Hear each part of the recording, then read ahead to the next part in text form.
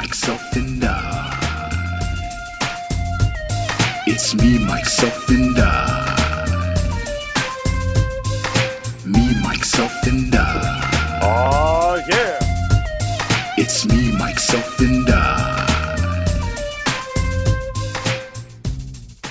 Oh, yeah. Welcome to the Me, Myself, and I show, where you can get commentary on everything in life once a week. This week's show is brought to you by my nutsack, because he fired me last week. All right, here he is. Smart guy, but kind of a douche. Mike Betancourt.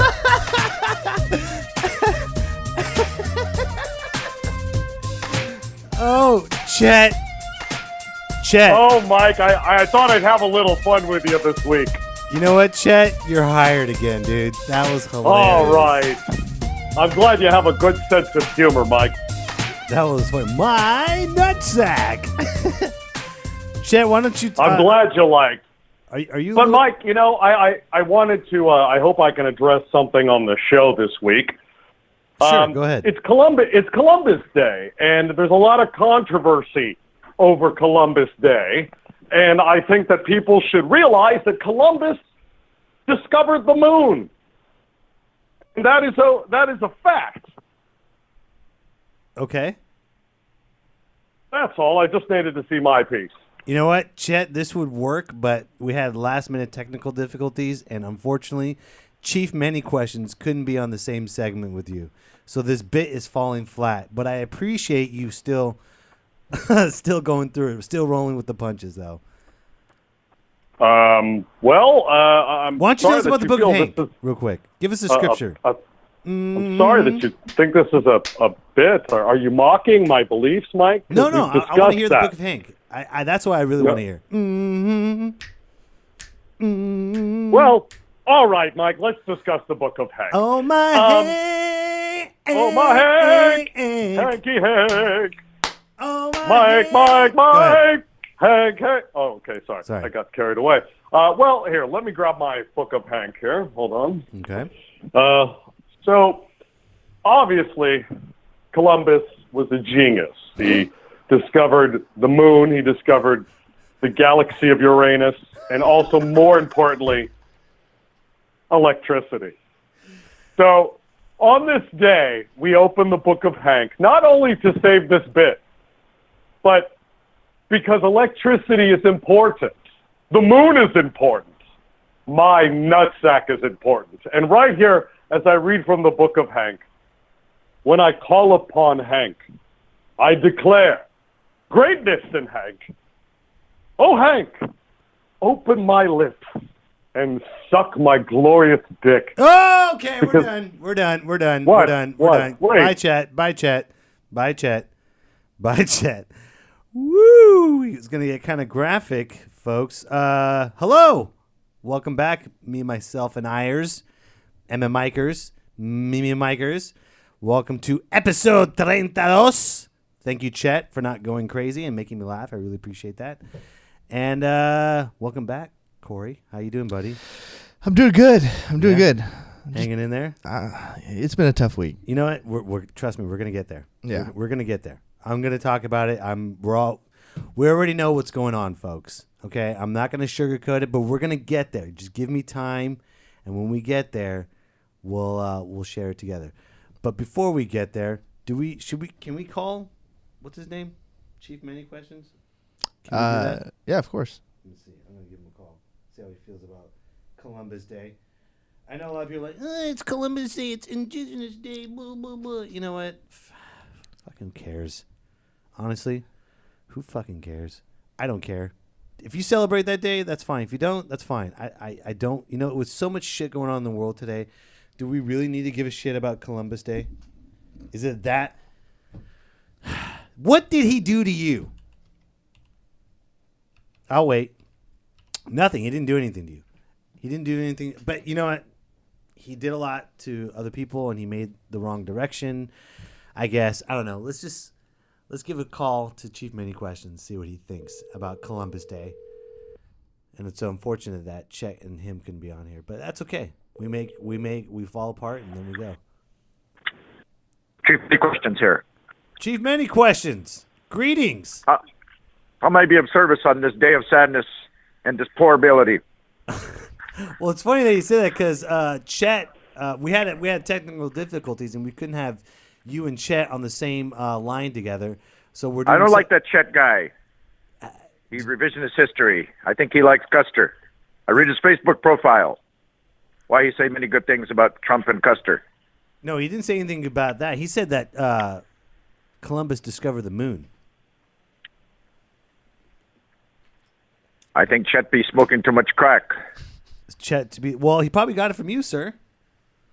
I never sent him to the moon. Oh, you know what he needs. You know what you need to do right now, Chief. Many questions. What do I need to do now? It's time for the podcast of the day. Cut him off, Corey. Nice little segue. The podcast of the day I highly recommend everyone to subscribe to is Doug Loves Movies. That's right, Doug Loves Movies with Doug Benson. He also has Getting Doug with High. Basically, he smokes a lot of weed, talks about movies, and he's a comedian. So that is the podcast of the day. Okay, moving right along. Since Corey doesn't want to give me the sound, that's cool. No big deal. No. Sorry, I was. You're doing a lot. I get running your show. It's complicated. Is way more complicated than what I'm used to. I know, and I apologize. You got, you're having me call Native Americans. No, just Chief. Many questions. That's all I asked.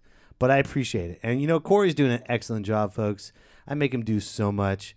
He's got this big motherboard of everything on it. He's got soundboards, and I'm like, do this, do that, do this, do that. He's like, oh, fuck. Thank God you only do this once in a while, dude. God damn it. But yeah, podcast of the day. Listen to that. Move on. All right, folks, let's talk about it. Let's talk about everything that's going on. We're going to be here for the next 30, 40 minutes. I didn't want to go online. I didn't want to tweet. I didn't want to Facebook. I didn't want to do Snapchats or have pictures. There was so much shit going on last week. I just decided to get off the internet and just have a week of silence. It's been way too much. And people yet still go on and hashtag pray for Vegas and hashtag pray for Puerto Rico and hashtag this and can you just get offline for a week and just realize what's going on? Wrap your brain around everything that's going on. Everything what's going on. It's unbelievable. Let's start off with Vegas, folks. All right, I was jogging my mind and I wanted to be funny about certain situations, and there's a lot of stuff that I wanted to pinpoint out about this Vegas shooting, massacre. It's horrible. It's a horrible thing that we have to deal with and be a part of, and it's really sad and horrible that mass shootings is now part of our culture. You have Christmas, you have Thanksgiving, you got the holidays, and then once in a while there's a mass shooting, and it's the same cycle over and over again. It's the same thing over and over again. Every talk show host gets on and says, they get emotional and they say what they need to say, and then the gun debate goes on again from the right and from the left. Blah, blah, blah. Let me talk about guns and blah, blah. We got to protect our guns. No, we can't protect our guns. We got to do this with our guns. No, we got to protect our guns. Everyone's sounding like a fucking little kid right now. When you take something from a little kid, they go, that's my guns. Those are mine. You can't take my guns away. Criminals are going to break the law anyways. Blah, blah, blah, blah. Oh, fuck. Fuck. Just one day of shutting the fuck up and memorizing everyone's names that were killed and wounded. Could we? Is that really that difficult to spend a week of not talking about gun control? Or, I'm sorry, we need something needs to happen. Okay, I'm not against gun control and I'm not against guns. I'm not pro guns and I'm not anti guns. What I do care about is safety. And what the shooter had was that automatic, what was it called? Corey? Was it like automatic bump or the configuration that he attached to the rifle? I don't know. Either way, it was illegal. Right. Okay, so why is gun shows, they don't have background checks. If you got money, they'll just give it to you. I got this assault rifle. What do you need it for? I'm going to shoot penguins. There you go, brother. Right there. You need a lot of penguins to be shot? Here's a little configuration you can add it to your assault rifle.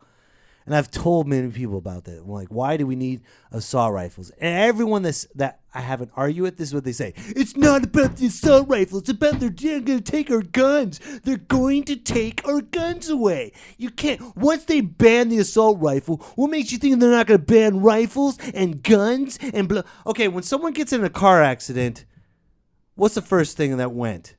We had safety belt laws. A lot of people are safer in cars now. All we're asking is for a little bit more fucking safety. And I've watched this video over. I watched the video over and over again. I was sickened to my stomach, and I'm not putting the blame on anyone. And while I was watching this, it was horrible. I was angry about everything that went on during this massacre. And if we go over in time, folks, we're gonna go over in time because I have a lot to talk about. But from the video, when you see Jason Aldean on stage singing, you hear the gunshots. Then he just runs away and goes backstage.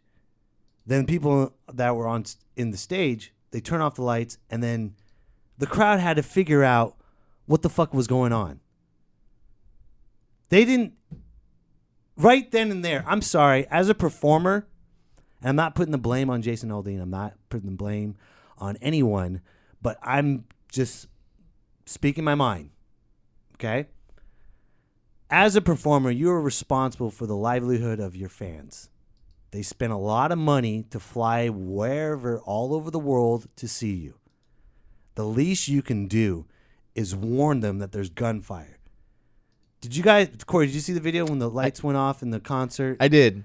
Wasn't that and I'm not blaming the concert, but wasn't that a little bit more confusing for them, these poor people to figure out this gunfire? Yeah, because it took a while for him to figure it out. Right. You could hear there's a couple rounds. I understand that, but when he ran backstage, all he needed to do is yell, "Fucking run! It's a gun!" Right. And then run, and then maybe. But, right. I don't know. I wasn't in his situation, man. I understand that, but if the people backstage have time to turn off the house lights, you got time to go on the microphone and say "run." Yeah. Like there could have been a roadie with a There's microphone. Somebody backstage. An off mic. That was so much. That right there caused confusion because when the lights went out, they're like, "What's going on?" And then more fire was going on, and then more shooting was going on. And I'm not blaming Jason Aldean. I'm not blaming the concert crew. But god damn it, dude, just run and then just drop the microphone and run away. It's that simple. Turning off the house lights is more.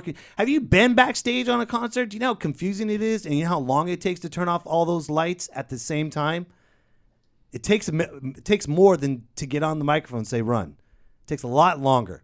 And I get it. It was confusing. It was, people are not trained for this, but this is just something that I'm pointing out. Maybe in future reference, maybe you should have a drill. I don't know.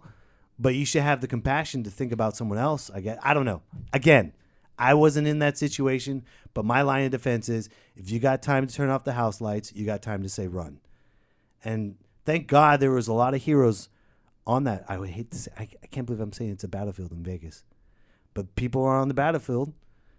You had a few Marines that were dragging people. This one guy stole a truck. This Marine, he stole a truck and threw people in the back of the truck and drove to the hospital. Came back, got some more people, and did that. He got like two dozen people to the hospital. Car was all he didn't run away. He went, and I get it. He was trained for that. It clicks in. It's an instinct. But, and I'm sure everybody is feeling guilty about it. And I'm sorry if they are. I'm sorry if you're. It's not. Let's not forget that the reason why we're all angry is because of the shooter. I'm not going to even say his name, because everyone knows it. And this is what I hate what the media is doing. The media is saying this is the most was the deadliest massacre in modern American history. Why the fuck are you giving it a title? Now some other maniac is probably going to go, oh, you think that's the most deadliest massacre? Wait for me. Wait till it happens. Wait till you're just, why?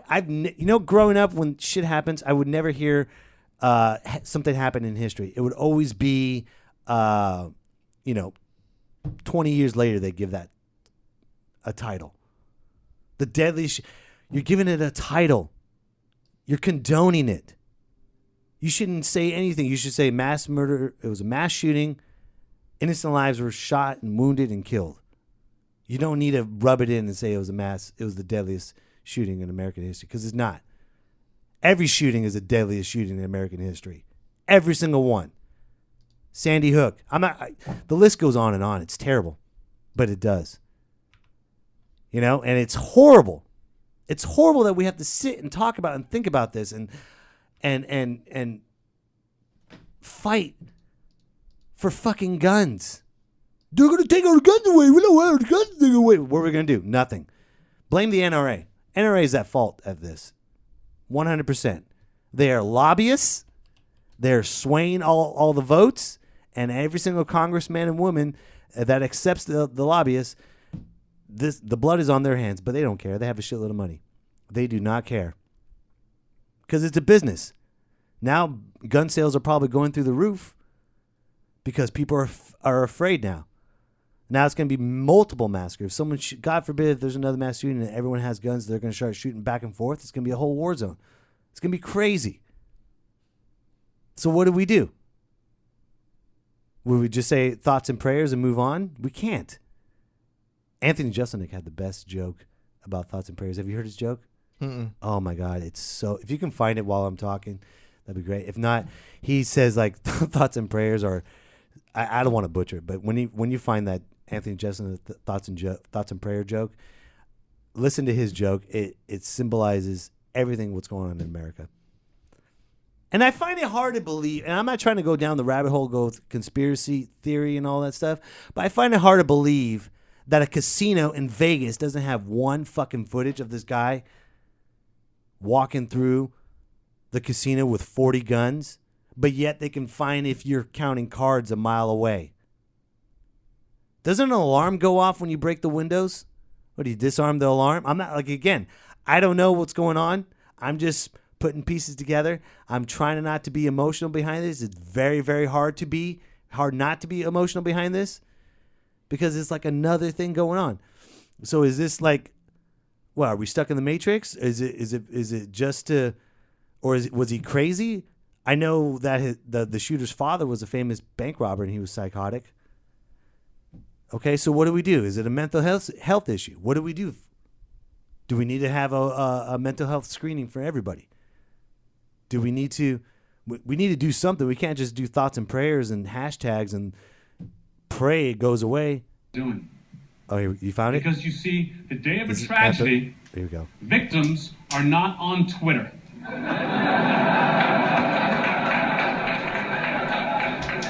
Am I wrong? Tell me I'm wrong. The day of a tragedy, victims have got victim shit to do. Seriously. No one has ever been putting on a tourniquet asking, hey, are we trending? No. This is who I'm making fun of when I make a joke on Twitter the day of a tragedy. The people who see something horrible happen in the world, and they run to the internet, and they run to their social media, Facebook, their Twitter, whatever they got, and they all write down the exact same thing. My thoughts and prayers. My thoughts and prayers with the people in Aurora. My thoughts and prayers with the families in Boston. Do you know what that's worth? Fucking nothing. Fucking less than nothing. Less than nothing. You are not giving any of your time, your money, or even your compassion. All you are doing is saying, don't forget about me today. That's Anthony Jeselnik, ladies and gentlemen, Said it right on the money. It's so true. Thoughts and prayers. What are we going to do? We have to do something about this. I don't know if it's this gun situation. We have to. And people are going to get pissed off. They're not going to take our guns away. Once they take our guns away, that's when they control us. Well, they're going to just keep killing people off? We have to do something. I mean, my God, this whole world's falling apart, ladies and gentlemen. Let's not bullshit ourselves. I mean, Jesus, Tom Petty's gone. And I'm looking at Corey. He has a record of Tom Petty. I'm looking right at it right now. Tom Petty and the Heartbreakers, greatest hits. Fuck. You know? And he said music is the soul. And we're still fighting. And, you know, Tom Petty died. And then Hugh Hefner died. I expected Hugh Hefner. I mean, the guy was 91. I mean, come on. But let's give Hugh Hefner a round of applause. I mean, my God. That guy got laid. That man lived a life and never shot a gun. Never. Money shots, yes, but never shot a gun. He never had to. That's what we need to be like, ladies and gentlemen. We need to be more like Hef. Okay? We need to live the life he has. All he did was live in a mansion, saw naked women for the rest of his life. Is that really that bad of a life? You know? All he had was big, fat parties, and people did tons of drugs, and they all had sex and orgies in his house. But not one person got shot in his house. Why? Because he didn't care about that. He cared about love and having sex. But one more time for Mr. Hugh Hefner. God bless you, sir. I will try to model my life after you, sir. I will try. I mean, who else did we lose? Fuck. Ralphie May. We lost Ralphie May too. Not only did we lose music, not only did we lose sex, now we're losing laughter. Ralphie May, I worked with Ralphie May about 7 or 8 years ago at Pepper Belly's in Fairfield. And I had the wonderful opportunity to feature for him all weekend long. And I worked with his wife at the time. And these two people were just amazing people. Ralphie May and I, we smoked weed on the side of Pepper Belly's. And he was just telling me about comedy.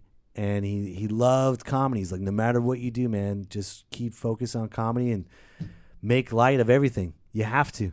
You have to. That's all we have. I know there's like this weight on our shoulders.